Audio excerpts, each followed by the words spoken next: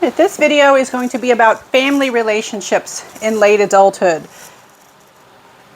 You're probably aware that there's a lot of variability and diversity in terms of quality of family relationships and contact with family members once you get to late adulthood.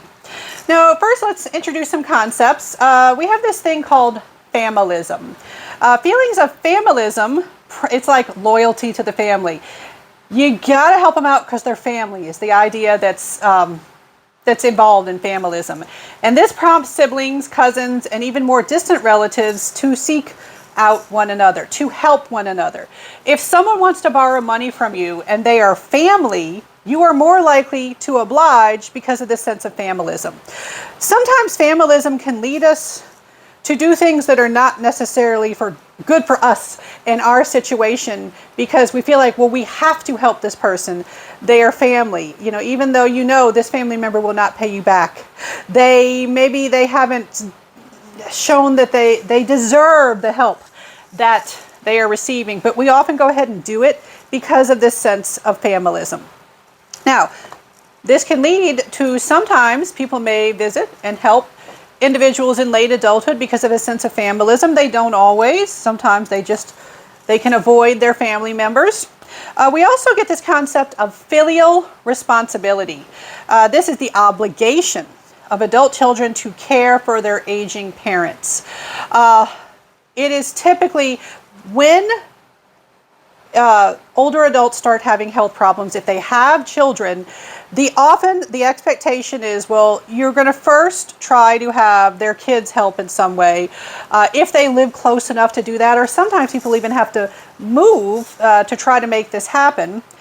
And the thing is, a major goal among adults in the United States is to be self-sufficient.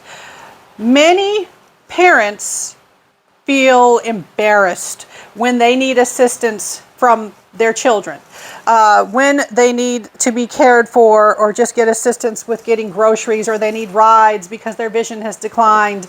It can be embarrassing accepting this help and really difficult. It's really difficult for some individuals to ask for help when they need it.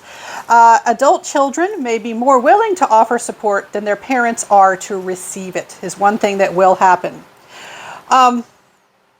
This can lead to severe problems when the help is desperately needed, but the person is too proud to admit that they need the help. Now, another thing that's relevant to family relationships is that many people in late adulthood are grandparents or great-grandparents, or sometimes even great-great-grandparents. And depending on when they had kids, when their kids had kids, often in my own family, I'll have these moments where two family members of the same age, like one of them will be like, oh, I'm a grandparent. The other one will be like, well, I'm a great-grandparent. The difference is when they had children and their children had children. All right, but grandparenting roles, what do you have to do as a grandparent? Well, it depends. There are huge differences in terms of what a grandparent contributes to, helping out with their grandkids, seeing their grandkids, supporting their grandkids. And so most older adults, most people over age 65, 85% of them are grandparents. At least grandparents, if not great-grandparents. Some of them are also great-grandparents. And grandparent-grandchild relationship. What are some factors that contribute to that relationship? Well, things like personality. It matters if you have similar personalities or compatible personalities. Ethnicity. Sometimes when you have different ethnicities, sometimes that interferes with the likelihood that grandparents will be involved with their grandchildren. Sometimes because of lack of understanding, sometimes because of outright prejudice. Sometimes you can see that because someone married someone of a different ethnicity, or perhaps they adopted a child, or they're fostering a child that's of a different ethnicity. And sometimes grandparents are not quite willing to make that effort to connect to that individual that's different to them in some way. Also related concept, national background, also past family interactions. if the parents had a conflictual relationship with the grandparent, it may prevent the grandchild from having a relationship with the grandparent. And then age. Age is a big one too. People become grandparents at different ages.